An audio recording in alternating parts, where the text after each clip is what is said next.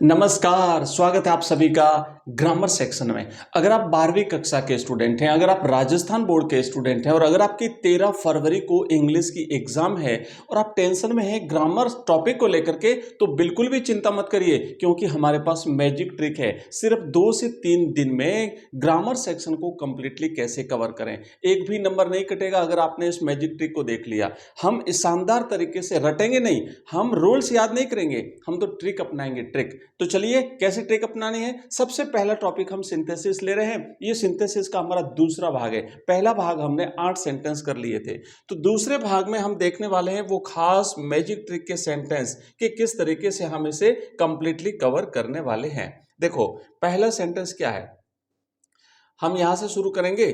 तो हमने 90 सेंटेंस से शुरू करना 8 तक पहले कर चुके थे। अगर आपने नहीं देखा वो वीडियो, तो इस वीडियो के डिस्क्रिप्शन में लिंक मिलेगा, ऊपर आई बटन पे लिंक मिलेगा, देख लेना, आनंद आ जाएगा। आप सबने बहुत प्यार दिया है मुझे, इसलिए मैं इसका सेकंड पार्ट भी लेके आया हूं। और आज तो मैं लास्ट में ना मैजिक ट्रिक देने वाला हूं आपको, बहुत ही खास, बहुत ही शानदार चीज बताने वाला हूं। लेकिन वो चीज आपको तभी समझ में आएगी जब आपने एक बार ये शुरुआती स्टेप देख लिया तो, क्योंकि उसमें शॉर्ट ट्रिक है ना, उसमें मैजिक है। मैजिक, वो मैजिक तभी काम करेगा एक बार आप इन सेंटेंस को देखो। 5-7 अगर सेंटेंस आपने देख लिए तो वो मैजिक आपका काम कर जाएगा। देखो इन्फिनेटिव परीक्षा के पैटर्न के हिसाब से ही कर रहे हैं। आपके सामने एक सेंटेंस आएगा परीक्षा में इस तरीके से, जैसे ये लिखा हुआ है, और यहां पे आपको हिंट दिया जाएगा कि इन्फिनेटिव का यूज करके सेंटेंस बनाओ। ये इन्फिनेटिव यहां लिखा हुआ, वो आपके परीक्षा में यहां पे लिखा हुआ आएगा। बस अब ये नीचे वाला आपको करना पड़ेगा, इस सेंटेंस को आपको करना पड़ेगा। तो कैसे करना है, इन्फिनेटिव का ध्यान रखो। इन्फिनेटिव का मतलब होता है टू प्लस वर्ब की फर्स्ट फॉर्म। इससे पहले हमने पार्टिसिपल किया था, तो पार्टिसिपल में, प्रेजेंट पार्टिसिपल में हम क्या करते थे, वर्ब की जो फर्स्ट फॉर्म है ना, इसमें आईएनजी जोड़ देते थे, तो वो तो बन जाता था पार्टिसिपल, प्रेजेंट पार्टिसिपल। ओके। और अगर हमें इंफिनिटिव करना है तो इस वर्ब की फर्स्ट फॉर्म से पहले हमें क्या लगाना है, टू लगाना है। तो कैसे करेंगे, ध्यान से समझो। ही हैज सम ड्यूटीज, उसके कुछ कर्तव्य हैं। ही मस्ट परफॉर्म देम, उसे जरूर पूरा करना चाहिए। तो सब्जेक्ट एक है, सब्जेक्ट एक है, और काम उसके दो हैं। तो इसको कैसे करना है, इसको पहले रूल देखो कि use to plus infinitive to show purpose और ड्यूटी। जो उद्देश्य है, जो पर्पज है, उसको शो करने के लिए हमें क्या करना पड़ेगा, वर्ब से पहले टू लगाना है। तो यहां पर देखो कि हमें क्या करना है, हम लिखेंगे ही, दोनों में एक ही है ना, तो दोनों में एक है तो हमने ही लिख दिया, ही। उसके बाद हैज सम ड्यूटीज, तो हमने लिखा हैज सम ड्यूटीज, क्या करने के लिए, टू परफॉर्म। अब ये पीछे वाला रिपीट नहीं करना है, यहां तक रिपीट नहीं करना है, यहां लगा देंगे to, to perform. Very simple. मतलब दूसरी जो क्रिया है, दूसरा जो उद्देश्य है हमारा, उस उद्देश्य से पहले केवल क्या कर दो, पहले केवल टू लगा दो और इसको हटा दो, इसको हटा दो। तो शुरुआत में इस तरीके से लिख करके टू लगा करके, और केवल अगली जो है वो क्रिया, हमें नेक्स्ट जो वर्ब है ना उसको लिख देना, फुल स्टॉप लगा देना, सेंटेंस कंप्लीट। ये है इन्फिनिटिव को यूज करके हमें सिंपल सेंटेंस बनाना। एक बात और बता दूं आपको कि जब हम सिंथेसिस करते हैं ना, तो सिंथेसिस में कोई भी 2 सेंटेंस आपके पास होते हैं, उन दोनों को जब हम सिंथेसिस करते, जब कंबाइन करते हैं, तो हमारे सामने 3 सेंटेंस बन सकते हैं। एक होता है सिंपल सेंटेंस, अभी जो हम कर रहे हैं ये एक सिंपल सेंटेंस है। तो सिंपल सेंटेंस में या तो हम पार्टिसिपल का यूज करके उसे ज्वाइन कर सकते हैं, या फिर हम उसे जो है वो इन्फिनेटिव का यूज करके कर सकते हैं, या फिर हम कोई प्रेपोजिशन का यूज करके सिंपल सेंटेंस बना सकते हैं। इसकी शानदार ट्रिक मैं भी आपको बताऊंगा, ठीक है ना। या दूसरा जो सेंटेंस हो सकता है वो कंपाउंड हो सकता है, और तीसरा होता है वो कॉम्प्लेक्स सेंटेंस हो सकता है। तो कंपाउंड कैसे बनाना है उसकी शॉर्ट ट्रिक बताऊंगा, कॉम्प्लेक्स कैसे बनाना है, उसमें कौन कौन से वर्ड है उसकी शॉर्ट ट्रिक बता दूंगा, आपका काम हो जाएगा। परीक्षा में बस एक सेंटेंस होंगे 2, और आपको लिखा हुआ होगा कि आपको क्या करना है, सिंपल बनाना है या फिर किसी वर्ड का यूज करना है। जैसे मान लिया आ गया नाइदर नॉर का यूज करो, आ गया WHO हु का यूज करो।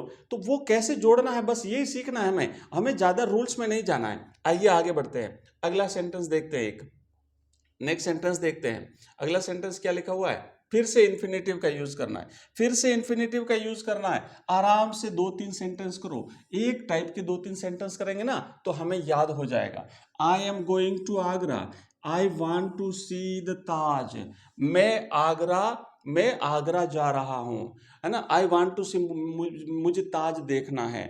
तो अब हमें टू इन्फिनेटिव का यूज करना है।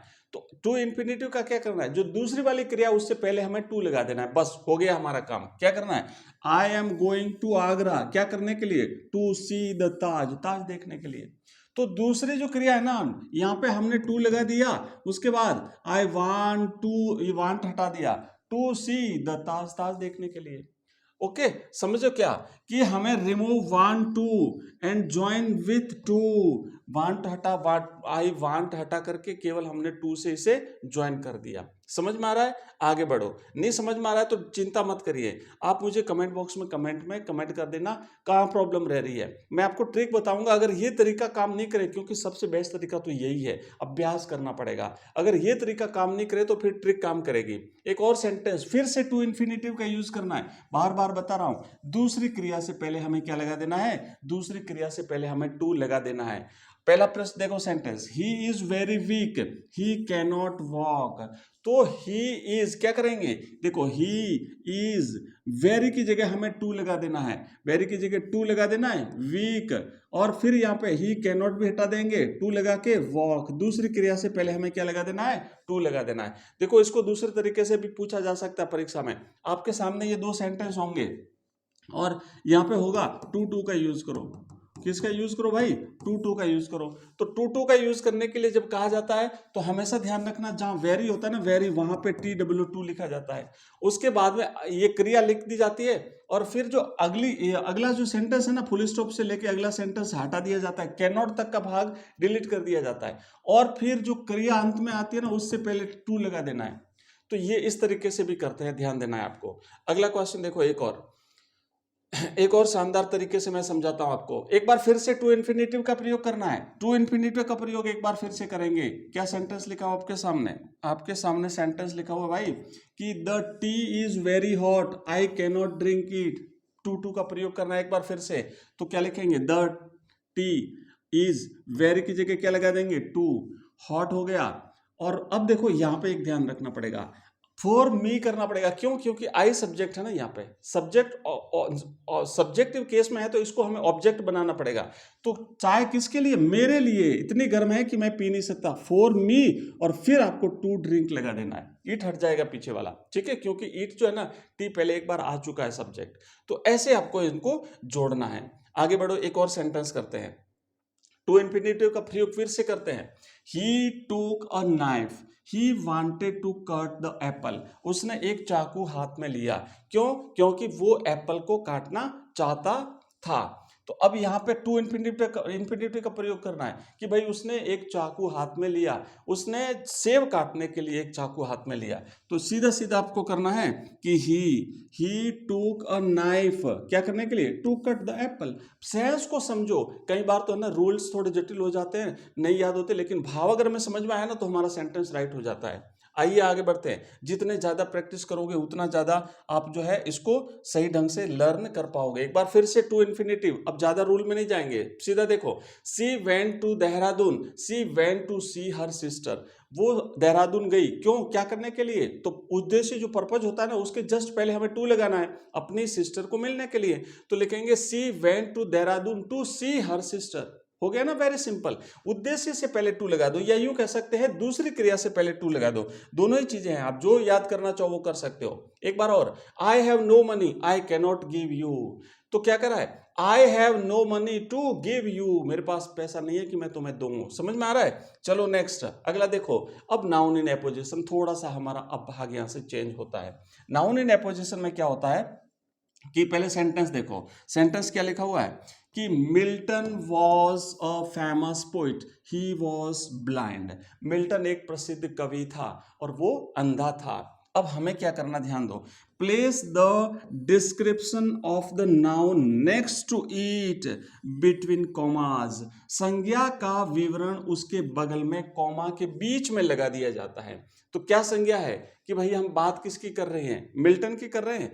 तो मिल्टन क्या था, क्या उसकी विशेषता क्या थी, वो फेमस था, तो उसके बाद फिर आएगा। तो देखो मिल्टन, तो हम लिखा मिल्टन। अब हमें इस कॉमा लगा के यह लिखना पड़ेगा, मिल्टन कौन था, जो कि एक फेमस पोइट और अब ये वाज है ना, ये पीछे जाएगा या पीछे जाएगा, पीछे ऑलरेडी लिखा हुआ है तो बस एक बार यहां से हट जाएगा, ये ही भी हट जाएगा, कॉमा आएगा, वॉज ब्लाइंड। इसे कहते हैं नाउन इन एपोजिशन, मतलब उसकी जो उसकी जो प्रसिद्धि का जो कारण है, प्रसिद्धि है, वो जस्ट इसके बाद में लगा दी जाती है, लेकिन कॉमा लगा करके। ओके, चलो एक दो और सेंटेंस करेंगे तब समझ में आएगा। यहाँ पे देखो, यहाँ पे देखो एक बार फिर से नाउन इन एपोजिशन का प्रयोग करके, Jaipur is the capital of Rajasthan, it is a beautiful city. तो Jaipur the capital of Rajasthan is a beautiful city. देखो जयपुर द कैपिटल, इसको हटा दो, हेल्पिंग वर्ब को हटा दो, क्योंकि यहां पर आई है ना, वो लास्ट में आएगी। द कैपिटल ऑफ राजस्थान, फिर comma, is a beautiful city. Very simple, समझ में आ रहा है ना, मतलब जो विशेषता है ना, जो खास, उसको कॉमा करके और फिर अगला वाला। अब देखो ईट नहीं आएगा, क्यों नहीं आएगा, क्योंकि जयपुर की तो बात कर रहे हैं, इसके लिए जयपुर के लिए आया तो दोबारा वहां पे नहीं आएगा, बस पीछे वाला इज से, हेल्पिंग वर्ब से शुरू करके पीछे वाला भाग हमें जोड़ देना है। एक बार और फिर से देखो, नेक्स्ट सेंटेंस देखो, किसी भी चीज को पहली बार करते तो हमें थोड़ा सा कठिन लगता है, जटिल लगता है, लेकिन बाद में इजी हो जाता है। तो अगला एक और सेंटेंस देखो, क्या लिखा हुआ है, Rana Pratap was a brave warrior, he was the king of Mewar. तो राणा प्रताप, राणा प्रताप करके हम कॉमा करेंगे, लिखा राणा प्रताप, कौन, अब वॉज यहां पे नहीं लिखेंगे हम, वहां पे भी पीछे लिखा हुआ है द किंग ऑफ मेवाड़, अब यहां से लिखेंगे। अब ये ही यहां नहीं आएगा, क्योंकि एक बार यहां पे इनका नाउन के रूप में यूज कर चुके हैं, तो पीछे वाला भाग वैसे का वैसे लिखना है। ये है नाउन इन एपोजिशन। सिंथेसिस में बहुत इंपॉर्टेंट है, आ सकता है परीक्षा में, इसलिए इस तरीके से जोड़ देना। चलो आगे बढ़ते हैं, बहुत इजी है, थोड़ा सा मेहनत करोगे ना तब तो इजी हो जाएगा। एक बार फिर से noun in apposition, mister Sharma is our principal, he is very strict. तो मिस्टर शर्मा जो कि हमारे प्रिंसिपल हैं, बहुत स्ट्रिक्ट हैं। Mister Sharma our principal is very strict. Very simple बच्चों, प्रयास तो करो, अभ्यास तो करो, रूल्स देख के डरो मत। एक बार प्रेपोजिशन विथ जिरंड, अब हमें एक और नया रूल थोड़ा सा हमें देखना है, पर चूंकि थोड़ा सा मैं अब है ना, हमारी लाइव क्लासें भी होती है, तो लाइव क्लास का टाइम हो रहा है, इसीलिए मैं आपको वो जो मैंने आपको कहा था लास्ट में एक ट्रिक बताऊंगा, मैं आपको ट्रिक बता देता हूं। देखो क्या ट्रिक है, थोड़ा सा आप रुको, यहाँ पे मैं आपको बताता हूं, मैं आपको अभी बताता हूं, रुको, कि आप कहीं जाइएगा नहीं। आप देखो, मैंने आपसे कहा था कि एक ट्रिक बताऊंगा, और इसको देखो आप लोग,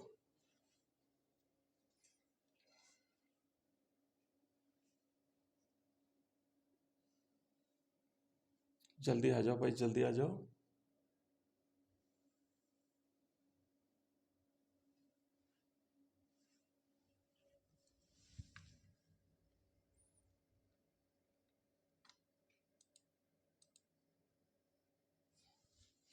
अब देखो, मैंने आपको कहा था एक ट्रिक बताता हूँ, क्या ट्रिक है, कि सबसे पहले जो कंपाउंड सेंटेंस होते हैं, अगर मान लो परीक्षा में कोई वर्ड दिया हुआ था ना, तब तो हमें डायरेक्ट उसी से जुड़ना है, लेकिन अगर मान लो लिखा हुआ दो सेंटेंस दिया और उसके आगे लिखा हुआ कंपाउंड सेंटेंस, कभी ऐसा भी आ सकता है, जैसे पिछले वर्षों के पेपर में इस प्रकार आता था, तो उसकी एक ट्रिक है। और ट्रिक क्या है, वो ट्रिक आपके सामने यहाँ पे दी हुई है। ट्रिक है फैन बॉयज। फैन बॉयज का मतलब है कि उस समय हमारे पास ये शब्द होने चाहिए, इसमें से कोई ना कोई एक काम करेगा, या तो एफ वाला फोर, या फिर A and, N nor, B but, O or, Y yet, S सो, इसमें से कोई एक लगा करके और दोनों सेंटेंस को आपस में जोड़ दो। याद रखने की ट्रिक है फैन बॉय। अच्छा, इसमें एक और कुछ इंपॉर्टेंट और भी चीजें हैं, क्या, कि यहाँ पे अलग से कुछ जोड़े भी आ सकते हैं। हम बात कर रहे हैं कंपाउंड की, ध्यान देना। हो सकता है उसमें not only but also say जोड़ना पड़े, आइदर और से जोड़ना पड़े, नाइदर नॉर से जोड़ना पड़े, एज वेल एज से जोड़ना पड़े, देयरफॉर से जोड़ना पड़े, अदरवाइज से जोड़ना पड़े। तो ये जो है ना, ये इतनी सारी चीजें कंपाउंड सेंटेंस को जोड़ने के लिए काम में आती है। अगर ये कब काम करेगा, जब सीधा सीधा परीक्षा में लिखा हुआ हो कि कंपाउंड सेंटेंस, अब हमें कंफ्यूज रहेंगे ना हम कौन सा यूज करें। अब देखो इसमें से करना, ठीक है ना, कंपाउंड के लिए अगर मान लो लिखा हुआ है कॉम्प्लेक्स सेंटेंस, अगर वहां पे लिखा हुआ है कॉम्प्लेक्स सेंटेंस, क्योंकि सिंथेसिस से तीन प्रकार के सेंटेंस बनते हैं, तो कॉम्प्लेक्स में क्या करना, ध्यान देना, यहां पर WH family plus that plus if, ये तीन लोग काम करते हैं। WH फैमिली में जितने भी WH वर्ड होते हैं, वो हु हो, हुम है, हुज है, विच है, वेयर है, वेन है और वाई है। ये सारे उसमें काम करते हैं। इसमें से कोई भी आपको एक यूज करना है। अभी हम एक्सप्लेन करेंगे इसको, अभी तो केवल एक बार दिखा रहा हूं, आप चिंता मत करो, देख लो। और कई बार इसमें कंडीशन भी होती है, तो कंडीशन वाले में दैट आ सकता है, इफ आ सकता है, अनलेस आ सकता है, बिकॉज आ सकता है, एज आ सकता है, सिंस आ सकता है। उसको भी यूज करके आप सेंटेंस को कंबाइन कर सकते हो। और फिर ऑल्दो है, दो है, या सो दैट, ये भी आ सकता है। और सिंपल सेंटेंस में, सिंपल में वैसे कोई इसका कोई ट्रिक, मतलब ट्रिक तो है, मतलब कोई शब्द तो नहीं होता है, पर आप मिस्टर टिप वाली ट्रिक याद करें। Mister tip, tip, TIP, tip. T four क्या होता है? T4 हमारा टू प्लस इंफिनिटिव होता है ना। इसमें टू का प्रयोग भी होता है नेगेटिव के लिए, अभी जो हमने सेंटेंस किए हैं। इसके बाद में ING होता है, I4 ING। T4 to plus infinitive, I4 ING। Verb में ING लगाते हैं तो क्या हो जाता है हमारा? तो बच्चों वर्ब में जब हम ING लगाते हैं तो हमारा पार्टिसिपल हो जाता है। आपने देखा, हमने पार्टिसिपल वाले सेंटेंस किए थे पिछले वाले, कल वाले भाग में। और फिर इसमें I4 प्रेपोजिशन, इसमें कुछ प्रेपोजिशन लग करके भी जो वो सिंपल सेंटेंस बनाए जा सकते हैं। तो ये एक शॉर्ट ट्रिक है, इसको अभी हम करेंगे। नेक्स्ट हमारा एक और भाग आएगा तो ये हमारा सिंथेसिस वाला टॉपिक उसमें कंप्लीट हो जाएगा। कैसी लगी बताइए? ये क्लास आपको कैसी लगी है आपको मुझे बताना है, क्योंकि अभी हम नेक्स्ट इसका जो हमारे फ्रेजल वर्ब वाला टॉपिक है, हमारे कंडीशनल सेंटेंसेस वाला टॉपिक है, हम सारे टॉपिक्स करेंगे। और फ्रेजल वर्ब जो है ना, याद नहीं होती ना, उसको हम ट्रिक के साथ याद करने वाले हैं। आपसे निवेदन इतना रहेगा कि इस वीडियो को लाइक करना है, जितना ज्यादा से ज्यादा लाइक कर सको उतना लाइक करो, अपने दोस्तों के साथ शेयर करो ताकि उनके पास भी ये क्लास पहुंचे। बाकी हमारी लाइव क्लासेस चलती है, मॉर्निंग में लाइव क्लास है, इवनिंग में लाइव क्लास होती है। आप लाइव क्लास में आइए, मैं हर टॉपिक, पोइट्री सेक्शन, आपका composition section, long composition, short composition, everything, हर चीज तैयार करवा दूंगा। तो मिलते हैं अगली क्लास में, तब तक पढ़ते रहिए।